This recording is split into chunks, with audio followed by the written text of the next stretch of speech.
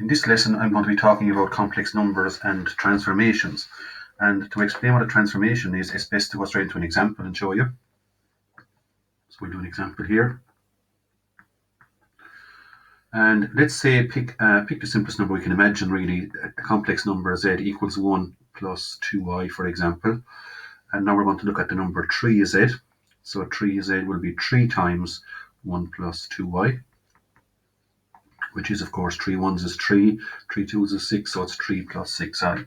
Now, it will become obvious what a transformation is when we plot these two on an argand diagram. So let's do that next. So if we make plenty space here for a real and imaginary axis. So there's the real axis and there's the imaginary axis. And we'll just mark in these numbers. So that's 1, 2, 3. And up along here it's I, 2i, etc.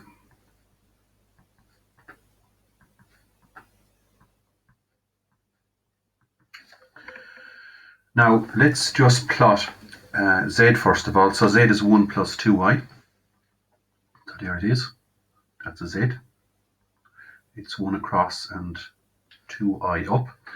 And now we're going to plot 3z. So 3z is 3 plus 6i. So that would be here. So it's 3 across and 6 up.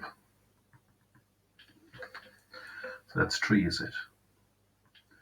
And it becomes obvious straight away, really, what we're dealing with here. What has actually happened is if you draw a straight line from 0 through z up to 3z, the line 0z, the line from 0 to z, or the segment from 0 to z, has been stretched by a magnitude of 3. So it's now 3 times as long. When you go to here, it's 3 times as long as it was from 0 to z.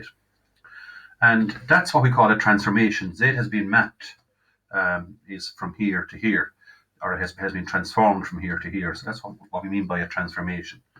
It has been changed. And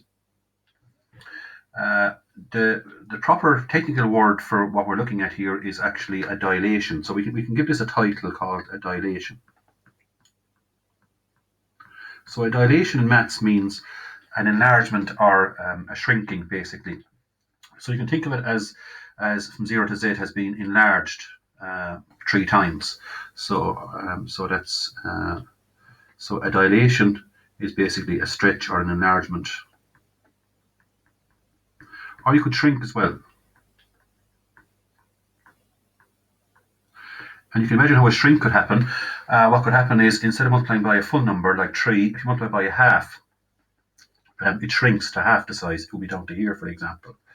Or multiply by 2z, it stretches by 2. Multiply by 3z, it stretches by 3, and so on. So that's the first transformation we come across. It's called a dilation. And you get that by multiplying by a real number. And that's the key. So when you multiply by a real number, we just put that here. When you multiply by a real number, you multiply z by a real number, you get a dilation. Now we'll go on to the next one. So we might number these. That's number 1. Number 2, another transformation would be something like this. If you take the same number again, take z equals 1 plus 2i, and multiply this time, instead of multiplying by a real number, let's multiply by an imaginary number, I itself maybe. So let's get I z and see what happens. So that's the difference this time. But I z is I times 1 plus 2i, which is 1i plus 2i squared, which is I plus I squared is minus 1, so it's 2 into minus 1, which is I plus, or I minus 2. So that's minus 2 plus I. You always put the real part first. That's the convention here. So this time the big difference from the first example is we're multiplying by an imaginary number.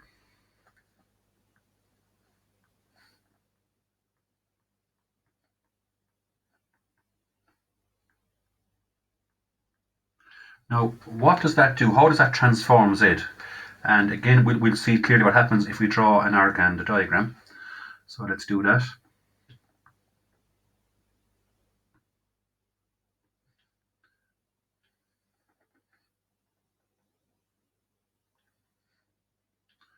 Okay, we'll maybe keep this, we don't need as big a diagram this time, so we can make it a bit smaller. Just maybe move it over to here.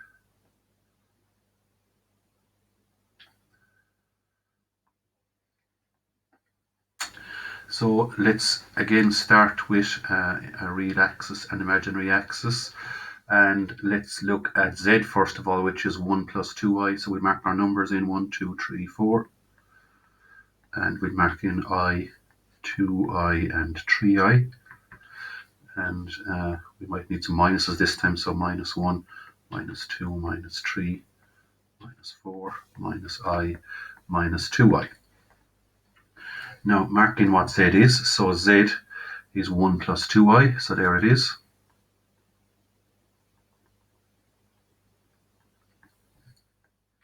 And now marking I is z, which we got minus 2 plus I for that, which is here.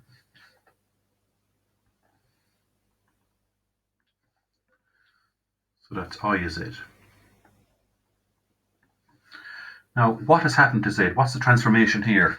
How can you describe what's happened to z? It's moved from here to here. It's not immediately obvious until, again, you put in 0. You always put in 0 to see what's actually happening. And now it becomes more obvious, because if you join from 0 to z, and if you also join from 0 to I z, what actually is happening is we're getting a right angle. Specifically, we're getting a rotation of 90 degrees anti-clockwise. It's actually what's happened is z has rotated from here over to here by 90 degrees. It's a rotation. So it's a rotation of 90 degrees. And it's gone anti-clockwise. That's very important, the direction it goes in. So there's our second transformation. We basically get a rotation of 90 degrees. So we'll give this one a title as well. So it's a rotation of 90 degrees anti-clockwise.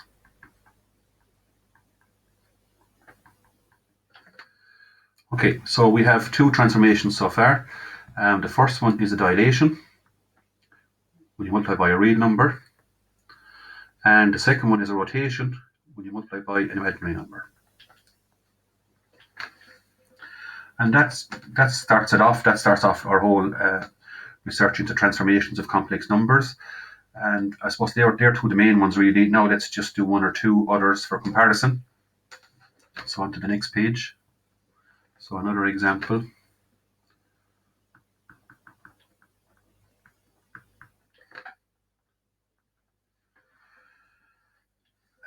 Let's add two complex numbers. So just say z1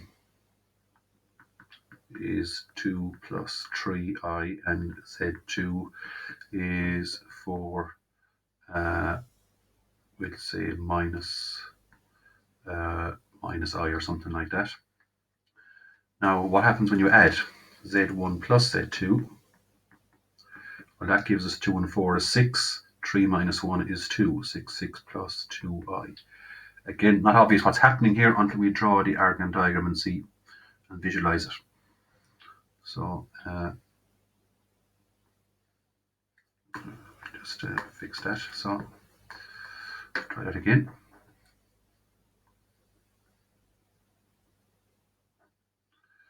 So again, there's our real axis, there's our imaginary axis, and z1 is 2 plus. So we'll put in our label our axis first. So that's 1, 2, 3, 4, 5, 6. That's I, 2i, 3i, etc.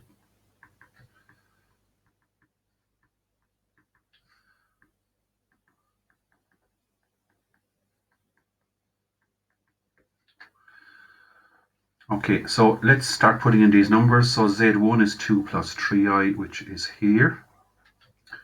Maybe we'll highlight it in red. So 2 plus 3i is there.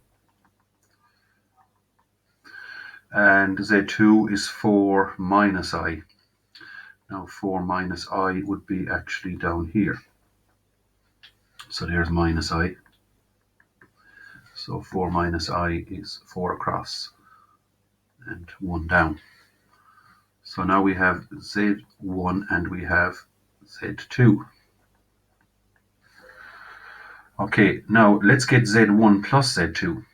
Z1 plus Z2 is 6 plus 2I. So 6 plus 2I is actually here. So that's Z1 plus Z2.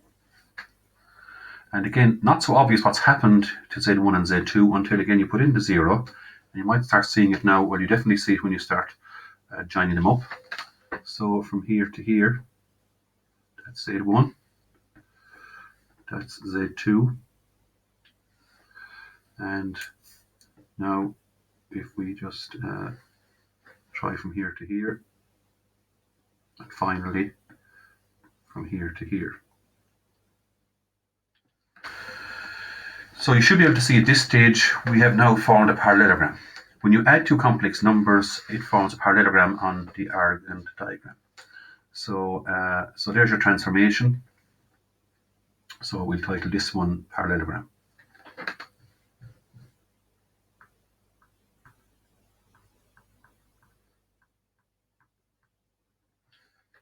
So there's the transformation. We'll call that transformation number 3.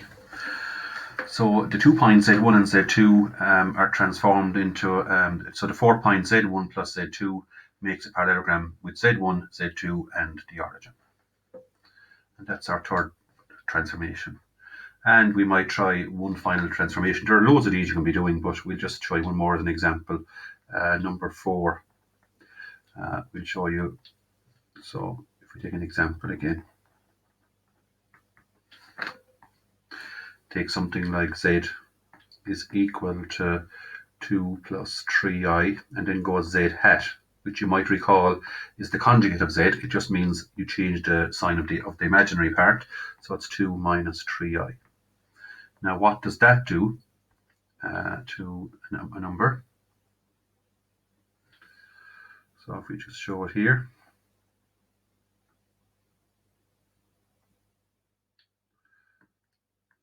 So there's the real axis, there's the imaginary axis again.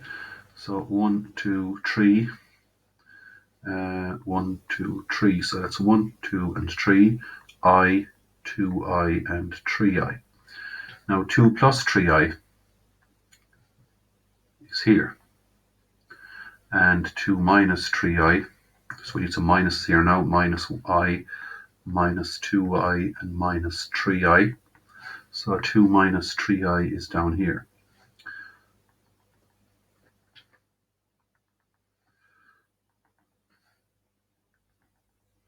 And again, we can fold or we can join up. So what has happened here? Again, this should be familiar to us as a type of transformation. It's actually an axial symmetry. If you could imagine folding your page along the real axis, that point up there would now fold onto this point. As a matter of fact, the whole line would fold onto this whole line here. So Z and Z conjugate. So Z conjugate is basically a way of getting an axial symmetry in the real axis. So it's an axial symmetry in the real axis.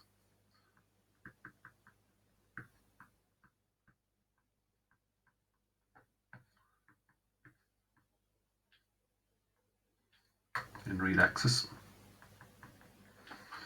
So that's our fourth and final transformation, an axial symmetry in the real axis. So to recap, we have done 4 transformations today. We have done a dilation, which is a stretch or a shrink, by multiplying by a real number. We've done a rotation by multiplying by an imaginary number, rotation of 90 degrees anti-clockwise. We have done a parallelogram by adding 2 complex numbers. And we finally have an axial symmetry by getting the conjugate of a complex number. Now let's see how we can use all those in an exam situation. So we'll try an exam question. So we have one prepared here. If we just bring this one down. So this is 2014 question 7b. So they show you 4 points on an Argand diagram, but they don't show you any scales or anything like that. And you're given some clues about the points. They're basically Z1 to Z4, but you don't know which is which. So you basically have to match up. But you're given some clues. Z2 is I is Z. Now, based on what we've just done, this tells us that it's a rotation of 90 degrees anti-clockwise.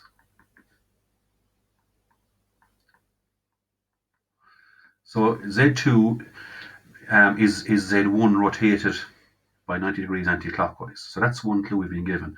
The next one is your dilation, a number, a constant in front of Z, whether it is 2 or 3. We showed you 3 in the example, but it could be any number. When it was 3, we stretched by 3. If it was 2, we'd stretch by 2. So if K was 5, we'd be stretching by 5. If K was a half, we'd be shrinking. So that's what we call a dilation, which can be a stretch or a shrink.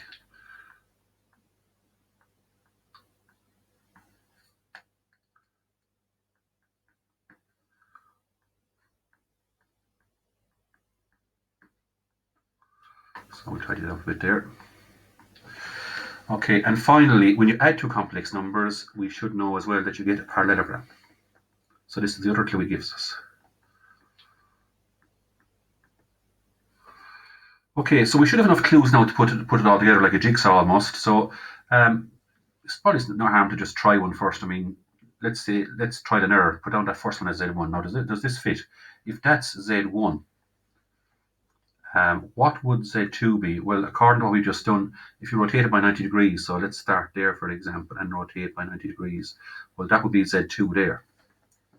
So that's clearly wrong. That's clearly not Z1 anyway, because of the first clue here, we should get Z2 at that point if it was true. So that's not Z1, so that's Z1 ruled out. Maybe try Z2. Okay, if that's Z2, well, let me see. Or maybe it might be easier to try again with this one. Try that one as Z1 maybe, because I've just spotted something here. I've just spotted now that if I join that here, for example, and if I rotate it by 90 degrees, it certainly looks like that's a 90 degree angle now. So you kind of spot things after a while in these questions, you spot patterns. So that certainly looks to me like a rotation of 90 degrees from here to here. Now, so that means, let's go with that then. That would be Z2 if that's the case. Now, let's see if we're right with the other two. What about Z3? Well, Z3 is a constant times Z1, which means a stretch or a shrink. So we could stretch it or shrink it along this line here. So which is it? Well, it's clearly a shrink because there's a point here, this one. So that would fit. That would be Z3 because it means it has shrunk by a half really. So so it looks like when Z3 is K times a Z1, that looks like a shrink of about, it's shrank by about a half of its size, so it's down to a half Z1. And now lastly, Z4. Well, so Z4 is Z2 plus Z3. So that should form a parallelogram with Z2 and Z3. And let's see if it does. Well, it does because you can now join from here to here and from here to here, and there's your parallelogram. It's a rectangle, which is, of course, a special parallelogram. And you have it. You have your Z1, or Z2, I should say, plus Z3 up here. You have formed your parallelogram, and it all fits now. We have, so that's, in other words, that must be Z4 up there, because Z4 is the last point in the parallelogram with Z1, with Z2, Z3, and the origin. So there's your Z4 right there. And that's it. That's Z4. And we have finished the question apart. We finished part I, of course, which is identify which is which. But now part 2, well, we've done that now as well because he wants us to write down an approximate value of K. It looks to me like it's a half. You don't have to measure it exactly or anything, but it looks to me like a half. So we've already kind of done that bit. So K is a half. And that's the end of that exam question 2014 question 7b.